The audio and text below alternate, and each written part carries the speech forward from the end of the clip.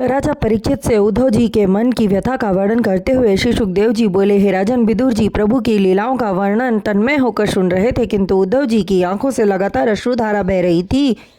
तब राजा परीक्षित ने श्री सुखदेव जी से उद्धव जी के रोने का कारण पूछा। यह कहते हुए कि गोलोक के लिए प्रस्थान करते समय प्रभु श्री कृष्ण ने उद्धव जी को मुक्ति का मार्ग दिखला दिया था, फिर उनके रोने का क्या कारण था। तब शुक महाराज बोले, हे ज्ञानी परीक्षित, प्रभु ने उद्धव जी को मार्ग बतलाया था और वे उस मार्ग पर चल भी रहे थे, किंतु उस समय उनके मन की वही गति हो रही थी जो गति प्रियतम के परदेश चले जाने पर स्त्री की होती है। प्रभु श्री कृष्ण के साथ वे 8 पहर रहते थे, अतः उनके चले जाने की व्यथा को सहन न कर पा रहे थे। कठिनता से अपने मन को धीरज देकर उद्धव जी महात्मा विदुर जी से बोले, हे महात्मा विदुर, आप स्वयं ज्ञानमान एवं प्रभु के अनन्य भक्त हैं। मुझसे तो अच्छे मैत्रेय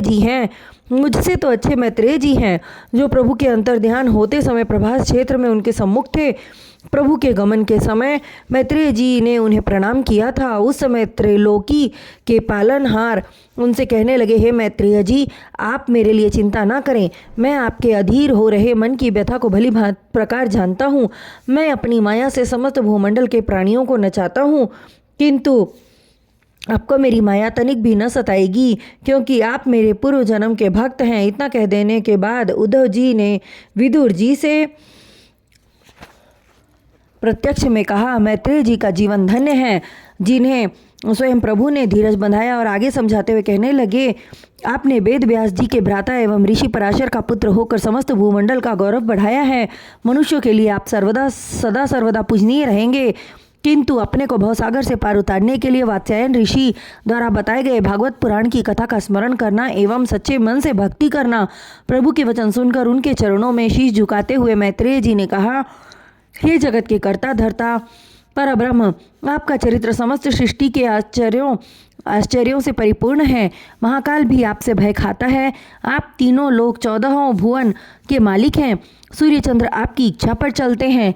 आपकी पलक बंद होती है तो रात्रि का आगमन होता है, किंतु आश्चर्य होता है, प्रभु की काल्यवन से डरकर आप भागे। आपका मर्म कोई नहीं जान सकता प्रभु आपके मर्म को। इतनी कथा कहकर विदुर जी से उद्धव जी कहने लगे, अब मैं बद्रिकाश्रम जाकर प्रभु का ध्यान करते हुए इस नश्वर शरीर का त्याग करूंगा। अब तक मुझे जीवित नहीं रहना चाहिए था, किंतु प्रभु की आज्ञा मैं टाल नहीं सकता था, किंतु अब उनके वियोग का दुख मुझसे सहन नहीं हो पा रहा है। यह उन्हीं की कृपा एवं ज्ञान बल था जिसके सहारे अब तक मैं जीवित रहा। तब राजा परीक्षित से शुक जी बोले, हे राजन, प्रभु की लीलाएं बहुत ही न्यारी हैं। सुनने वाले रोने लगते हैं, जिससे उनके जन्म जन्मांतर के पाप धुल जाते हैं और अंत समय में प्रभु उन्हें अपने पास बैकुंठ धाम में बुला लेते हैं। नरक के दूत उनकी आत्मा को छू भी नहीं पाते। ऐसी न्यारी महिमा है प्रभु नटवर नागर की। अतः मनुष्यों को चाहिए कि प्रभु की भक्ति अवश्य करें, जिससे सद्गति प्राप्त हो।